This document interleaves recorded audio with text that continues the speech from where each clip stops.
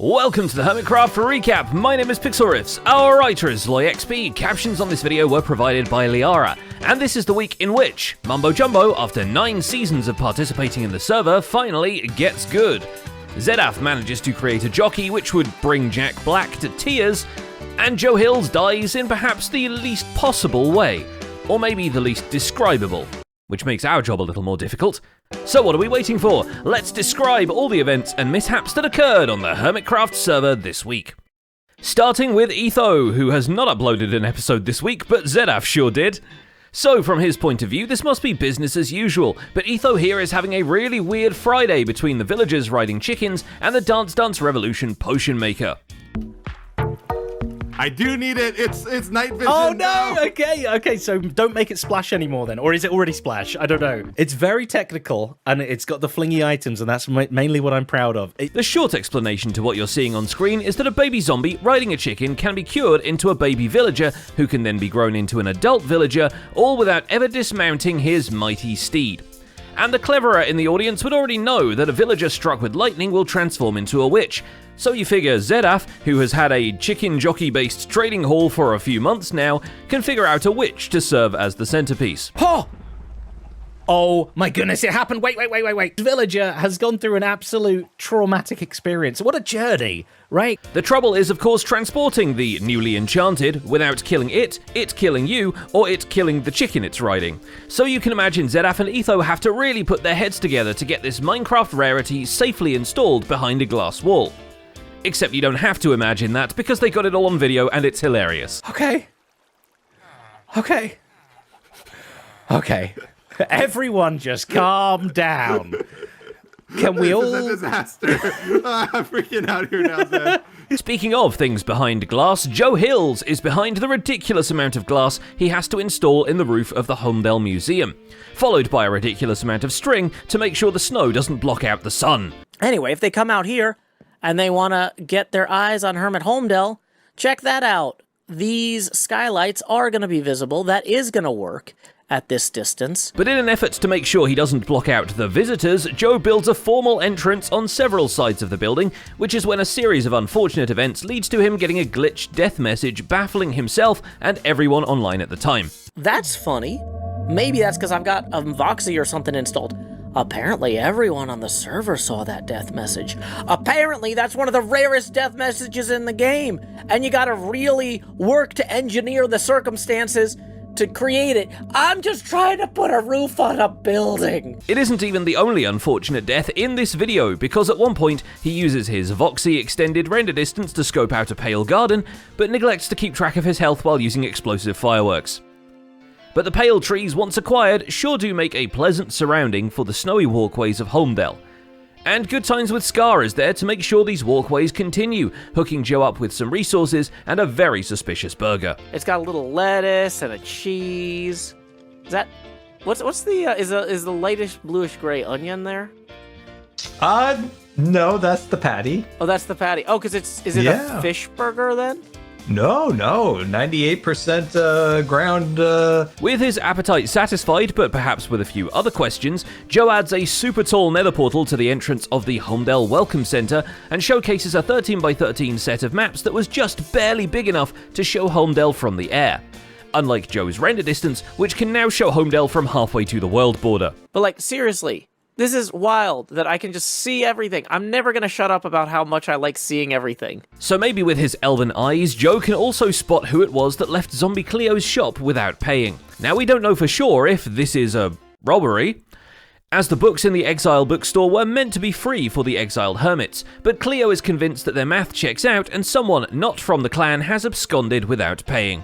Now the only legitimate exile people did not touch my books. They told me that. So someone owes me a whole pile of these. And since with those profits their overall diamond earned score would have pushed Cleo way over the next milestone, they write Azumovoid a strongly worded letter so he would actually give them one. I don't know why I do the things I do. All I know is that we now have me and Cub and Doc on a trajectory towards each other, and that's good entertainment. Only with this score settled can Cleo be corralled into continuing work on their base, which gains a voluptuous custom tree and a tent camp in its shadow. Also, it is hotly debated whether or not Doc M is Cleo's dad. Are like really my trying to dad be helpful. try, I'm just trying to which be is probably supportive. why we have so many problems, Doc. Like, this is therapy now. One thing that cannot be contested is the amount of work Doc has been putting into his cave base. Emerging only to coach Rendog through his attempt at the one-shot minigame, Doc continues carving out the custom cave in its undisclosed location. You know, for precision work, the Power 3 rockets are not the best choice. Oh no. But I'm still gonna die on this hill. Once he's reached Deep Slate and it's therefore no longer insta-mineable, he builds a giant spine spanning the place, with chains and soulfire sconces around the walls for atmosphere, and an assurance that layers of glassy fog will show up later. Presumably once he's smelted all that sand that people have been paying with at his shops. Plenty of lighting elements around, and now slowly but surely this whole place doesn't look that dark and moody anymore. Unless Silk Touch is involved, Ijevin's smelter must be working double duty, given the amount of building with stone and stone brick he's been doing. Having now installed Sal the Salmonhead as king, Jevin begins a massive expansion of his castle, by which we mean Sal's castle. I'm officially making you the king of the castle, my guy. This thing is growing fast, man. Look how much we've gotten done. At the very least, this is more castle for the castle, though the walls are already textured with stone variants. But given how Jevin has taken to the interiors, it promises to become a very ambitious project.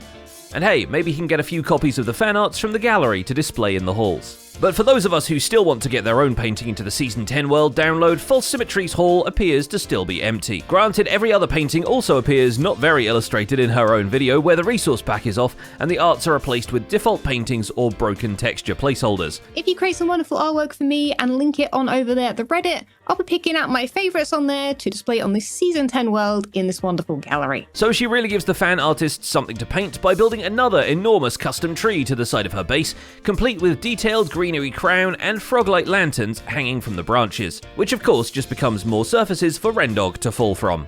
The little no! Did you hear the little tiny no?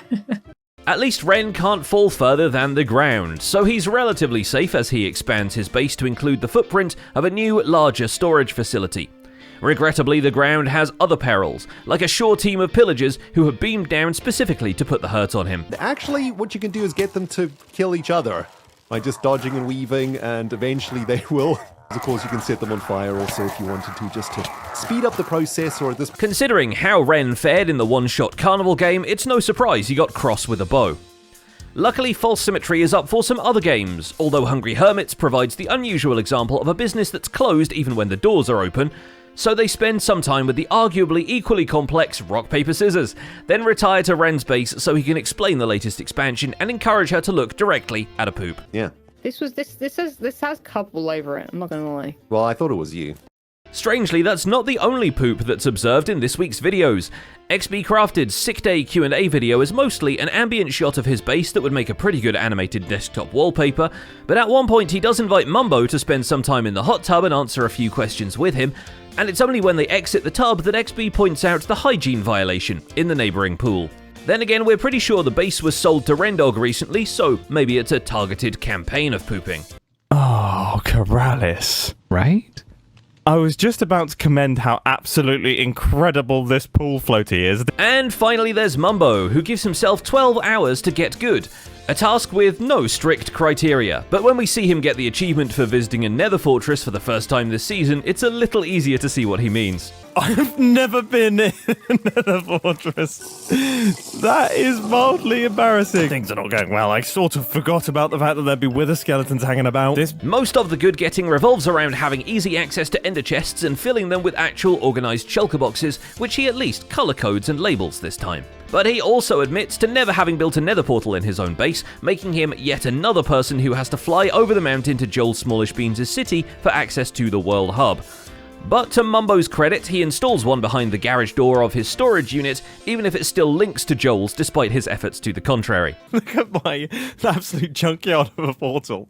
I don't know what I was doing. I just kind of started placing in blocks and I was like, you know what? I think I just want to keep like the cardboard box vibe as if the storage unit has escaped into the nether. After also setting up a villager trading hall mostly so he can buy golden carrots and an extended shopping spree, Mumbo's ender chest is sorted with time to spare, and now he's prepared for almost anything.